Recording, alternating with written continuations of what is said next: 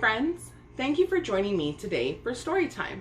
My name is Gregoria Rodriguez, and I'm the Chief Programs and Exhibits Officer at Children's Discovery Museum of the Desert.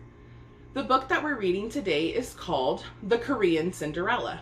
Now this book is special, and we're reading it today to celebrate Asian and Pacific Islander Heritage Month.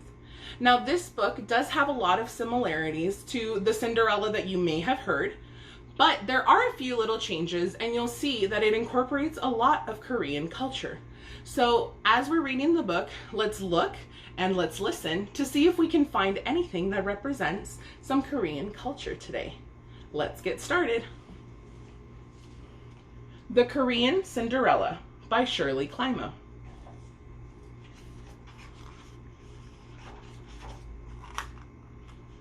The Korean Cinderella by Shirley Climo. Illustrated by Ruth.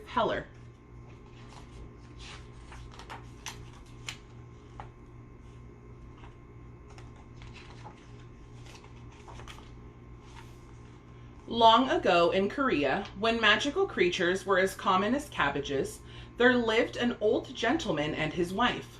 For years, they longed for a child to share their tile-roofed cottage. At last, a daughter was born. "Good fortune," the old man exclaimed. "I'll plant a pear tree in the courtyard to celebrate this day."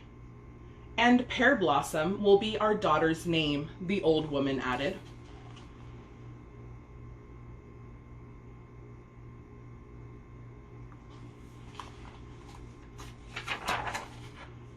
Both the tree and the child grew lovelier with each passing season.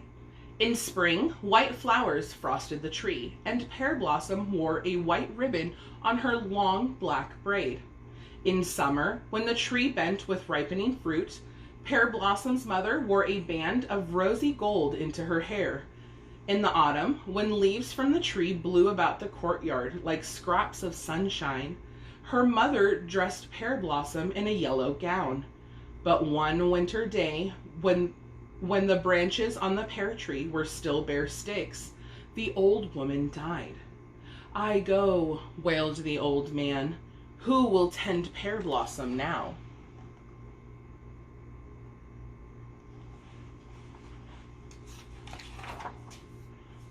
He put on his tall horsehair hat and went to the village matchmaker. She knew of a widow with a daughter. The girl, named Peony, was just the age of Pear Blossom. "3 in 1, promised the matchmaker. "A wife for you, and a mother and a sister for Pear Blossom." So the old gentleman took the widow for his wife. Although Pear Blossom called the woman Omani, or mother, she was far from motherly, and Peony was worse than no sister at all.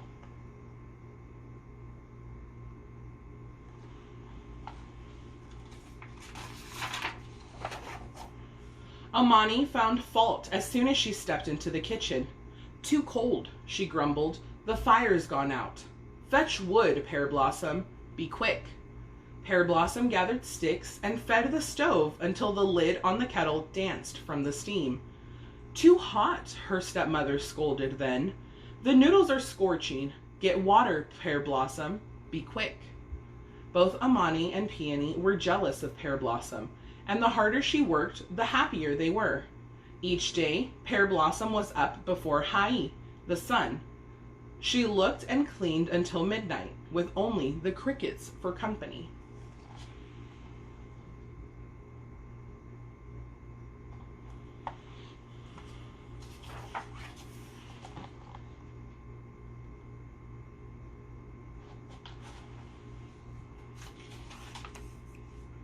Each year was worse than the one before, for her father grew too feeble to pay attention to Pear Blossom's troubles.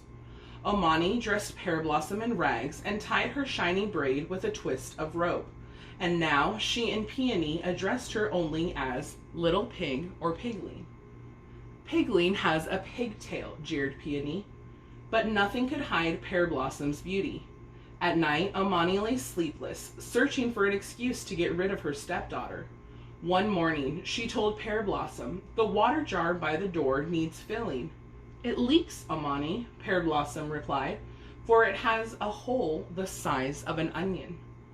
Stubborn little pigs get tied up and taken to market, warned her stepmother. Fill that jar. Then Omani and Peony marched through the courtyard gate, locking it behind them. Pear Blossom leaned against the tall jar. Will none in this world help me? She asked. Jug, jug, jug full, rumbled a hoarse voice.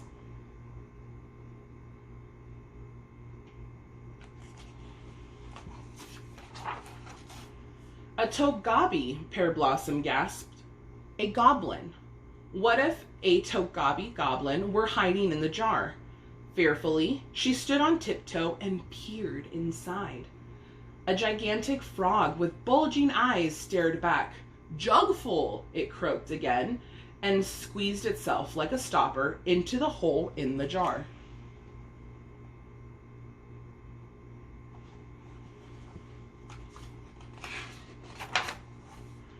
As you wish, agreed Pear Blossom. For frog or goblin, it was best to do its bidding. She hurried to the well and drew a jug full of water. When she poured it into the jar, not a drop leaked out. When Omani and Peony returned, they found Pear Blossom resting beside the jar. So, Omani shrilled, off to market, little pig. But Omani, the jar is full, Pear Blossom protested. A frog helped me. Trickery, snapped her stepmother. But she muttered to Peony, a magic frog, look inside that jar. Peony hung over the rim, but saw only her own scowling face. All of a sudden, the jar tipped. A flood of water soaked Peony from head to toes. Piglings to blame, she howled. Someday, little pig will get what she deserves, Omani declared. She made a Pear Blossom crawl through the puddles, licking up the water.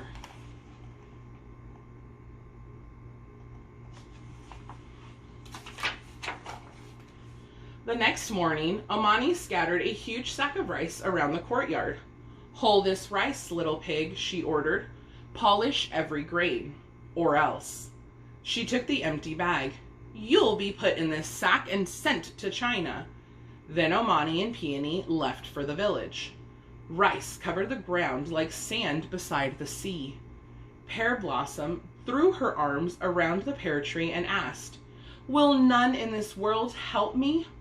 Wings whirred overhead, and a flock of sparrows flew out of the tree.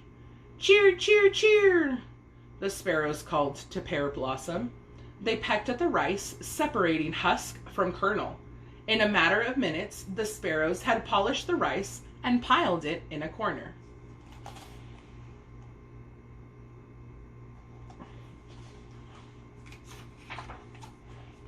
When Omani came back, she found Pear Blossom nodding beneath her tree. Off to China, her stepmother began, and then caught sight of the mound of rice. How can this be? She demanded. Pear Blossom rubbed her eyes. Sparrows flew out of the tree and polished the rice. Birds don't hull rice, scoffed Omani. They eat it. But to Peony she whispered, It's magic that's flying about. Catch some. She pushed Peony beneath the pear tree. At once, the cloud of sparrows swooped down. Cheat, cheat, cheat, they chattered at Peony. They pecked at her, tearing her jacket. They perched on her head, pulling her hair. Piglings to blame, Peony bawled. Someday little pig will get what she deserves, Omani threatened. She did not give Pear Blossom anything to eat, not that day or the next. Not so much as a kernel of rice.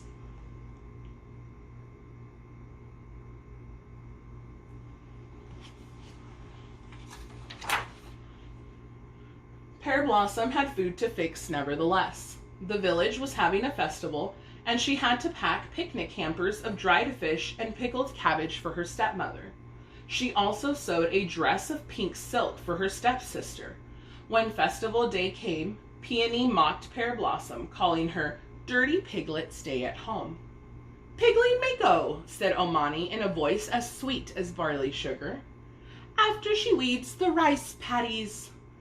She handed Pear Blossom a basket of wilted turnip tops. Here is Pigling's picnic. I am most grateful, honorable mother, said Pear Blossom. When she reached the fields, Pear Blossom dropped the basket in dismay. Rice rippled before her like a great green lake. Weeding it would take weeks. Who could do such a task? She asked. Suddenly, a whirlwind twisted through the fields, and a huge black ox reared up from a cloud of dust. "Doo!" it bellowed, tossing its great horns. The ox began to munch the weeds, moving through the rows of rice faster than the wind itself. Each mouthful brought it closer to Pear Blossom. Even though she hid her face in her hands, she heard the crunch of its teeth and felt the beast's warm breath on her neck.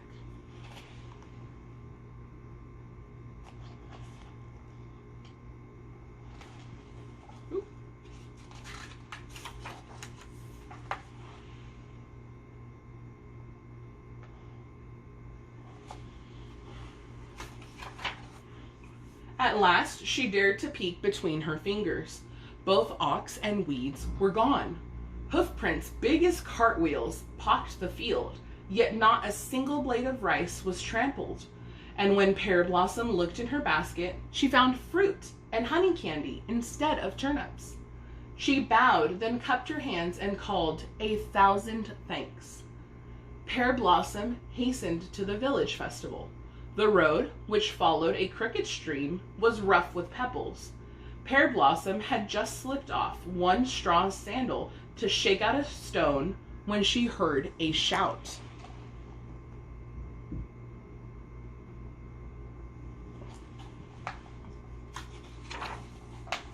Make way for the magistrate. 4 bearers, a palanquin swaying on poles across their shoulders, jogged toward her. In the chair sat a young nobleman dressed in rich robes and wearing a jade jewel in his topknot. Flustered, Pear Blossom teetered on one leg like a crane, holding her straw sandal. Her cheeks grew as red peppers, and she hopped behind a willow tree that grew beside the stream. As she did, her sandal splashed into the water and bobbed like a small boat, just out of reach.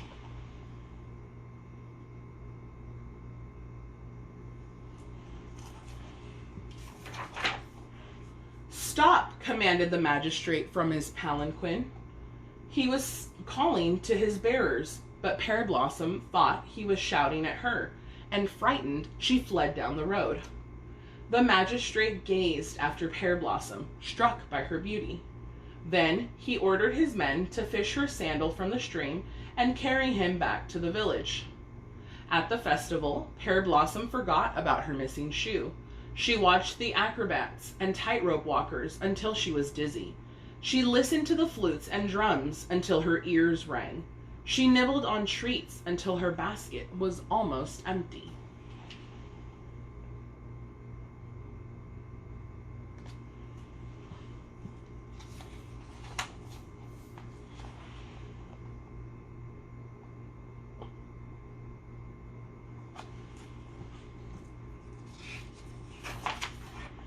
She was peeling the last orange when Omani and Peony came upon her. "Little pig," screamed her stepmother, "what are you doing here?" "I am here because a great black ox ate all the weeds in the rice paddies," said Pear Blossom. "The same ox that gave me this orange." "Black ox indeed," Omani snorted. "Oxen are brown. You stole that fruit." She was interrupted by the magistrate's bearers. "Hear this," they shouted as they elbowed the palanquin through the crowd. "We seek the girl with one shoe." "It's Pigling," Peony pointed at her sister. "She's lost her shoe." The bearers put the chair down beside Pear Blossom, and the nobleman held up the straw sandal. "The magistrate has come to arrest you for stealing," Omani shook Pear Blossom. "Now you'll get what you deserve."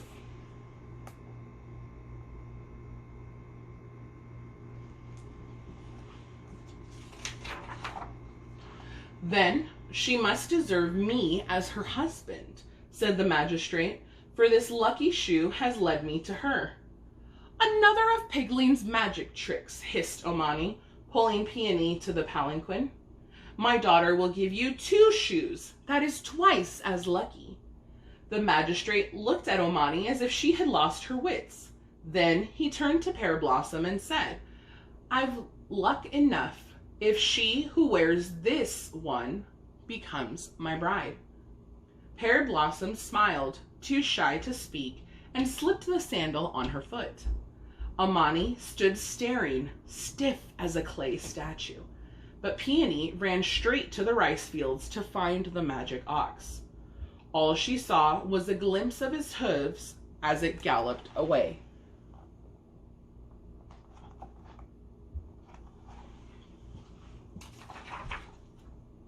When springtime came, the magistrate sent a go-between to Pear Blossom's old father to arrange a grand marriage. Pear Blossom's wedding slippers were of silk, and in the courtyard of her splendid new house, a dozen pear trees blossomed. "Iwa! Iwa!" chirped the sparrows in the branches. "Iwa!" croaked the giant frog down below. That is, as it was long ago, and as it should be. For in Korea, Iwa means pear blossom.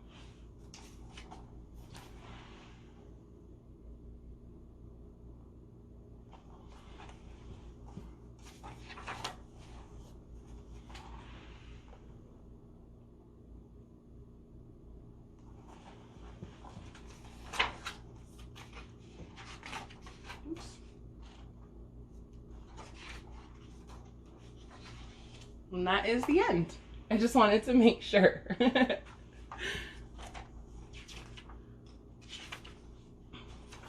So, as you can see, Pear Blossom did get married to the magistrate. So what do you think? Was this like the Cinderella that you had heard before? What were some things that you noticed that were inspired by Korean culture? Were there some Korean words that you heard, that you recognized? Or maybe some that you learned? Please let me know in the comments below. Thank you so much for joining me for story time. I hope you all have a wonderful day and you continue enjoying May as part of Asian and Pacific Islander Heritage Month. Thank you and have a great day.